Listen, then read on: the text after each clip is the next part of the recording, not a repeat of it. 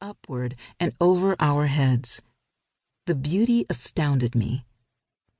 "Let's take off our shoes," Cheryl said, as we stepped onto sand so bright I needed my sunglasses. "I can't believe it. It's amazing." I marveled at what I saw and found words inadequate to describe it. I took off my shoes and sank my feet deep into the soft, warm sand, until only the coral polish on my toes peered through the grains of white. The air was balmy on this November day and filled with a sense of salt and flowers. People in swimsuits were stretched out on towels and beach chairs. Children laughed and screamed as they jumped in the waves and dug into the sand. This certainly was not like a November day in Indiana. Cheryl and I reached the water's edge. The rhythmic rolls of waves uncurled onto the sand with a frothy foam running up the beach. The cool water hit my feet and wrapped around my ankles. I wanted to cry and laugh with joy, and I did a little of both. This moment was so profound to me because of the journey it had taken to get here. I felt amazed when I thought of all God had done to bring me to this day. The satisfied smile on Cheryl's face affirmed what I felt inside. I thought, "Look how far you've come, girl." This day was about much more than seeing the ocean for the first time. It felt like it bridged moments and small decisions from decades past.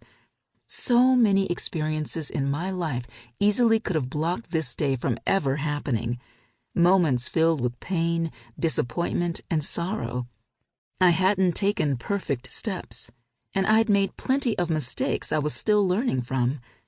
I knew that I also had hard choices still to make, life-changing choices with enormous consequences.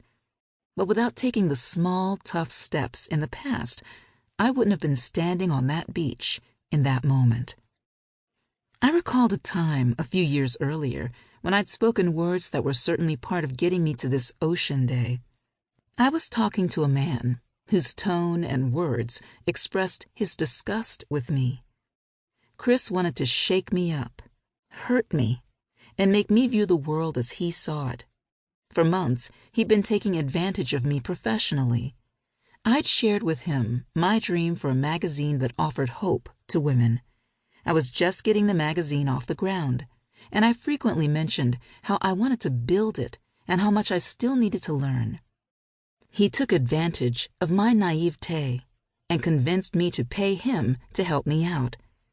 In only a few months, I lost thousands of dollars that hadn't helped progress the magazine or brought in revenue. I learned a painful but valuable lesson with Chris. During a phone call, I told him I couldn't afford his expensive help any longer. I just didn't have the money, but I was going to figure out how to accomplish this dream anyway. His response was hate-filled. He spewed, "If the only thing you have is hope and faith, but no money, then you don't have anything." Suddenly, I understood this man was tangled up in his own unhappiness. After an encounter with challenging people, my best words usually come later and too late. But during that phone call with Chris, I spoke from my heart. The words were like a roar from within that brought me to the moment years later when I would celebrate with my good friend on the beach, sinking my toes into the soft sand as the warm waves washed over the tops of my feet. "You're wrong," I said to Chris. "If I have hope and faith, that's all I need. I have everything." These words probably sounded like pure foolishness to him, but to me, they were a spoken declaration of faith, and I swelled with excitement as I said them. I didn't realize it then, but I was speaking my own loud yes to myself, to God's plan for my life, to a day when I'd see the ocean for the first time, and to so much more. I never imagined the role a few women, my yes sisters, would play in boosting my faith, healing my spirit, and growing my courage to pursue my heart's greatest desires.